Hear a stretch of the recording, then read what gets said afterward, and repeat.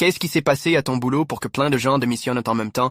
Je bossais à la cantine du collège Jean Moulin. On était 8 femmes à nourrir près de 900 élèves tous les jours. C'était pas un boulot de rêve, mais je l'aimais bien. Certains gamins, c'était leur seul vrai repas de la journée. Tu les reconnaissais à la vitesse à laquelle ils attrapaient dans leur plateau. Fatima était là depuis le plus longtemps, au moins 15 ans. Elle connaissait tous les prénoms et ce que chaque enfant aimait manger. Samira, elle, filait souvent un fruit en plus aux gamins trop maigres. On était comme une petite famille. Puis un jour, il y a un nouveau qui débarque, Monsieur Leroy de l'académie. Il arrive en costume cravate, dans une cantine. Ça aurait déjà dû nous alerter. Il organise une réunion un mardi matin avant que les cours commencent. Mesdames, on met en place des mesures pour économiser. Il ouvre son ordi. À partir d'aujourd'hui, tout élève avec plus de 15 € de dette aura droit à un plateau froid au lieu d'un repas chaud. Fatima lève la main. C'est quoi, un plateau froid? Il clique. Une tranche de pain blanc, une tranche de fromage, une brique de lait. C'est tout. On s'est toutes regardées. Samira a pris la parole. Monsieur, certains de ces enfants n'y sont pour rien. Leurs parents bossent jour et nuit. Il l'a coupé net. On n'est pas une œuvre de charité. On est une entreprise. Et cette décision n'est pas discutable. La semaine qui a suivi a été un enfer. 27 enfants ont eu le plateau froid. J'ai vu Yanis, un petit de CE1, se mettre à pleurer en voyant son déjeuner. Sa mère élève seule ses enfants. Elle bosse au supermarché et à l'hôpital. Le petit a quoi, 6 ans? Fatima en pouvait plus. Elle a pris son propre sandwich dans le frigo et l'a discrètement donné à Yanis quand Leroy regardait ailleurs. Sauf qu'il l'a vu, avec son fichu bloc-notes. Fatima, dans le couloir. Je les ai suivis du regard, j'ai entendu à travers la porte. Il lui a dit que si elle redonnait de la nourriture comme ça, elle serait virée. Fatima est revenue les larmes aux yeux. Le soir même, elle nous a toutes appelées. Venez 30 minutes plus tôt demain matin, faut qu'on parle. Jeudi matin, on s'est retrouvés dans la cuisine. Fatima nous a regardés et a dit: je suis ici depuis 15 ans. J'ai vu des enfants grandir, décrocher leurs brevets,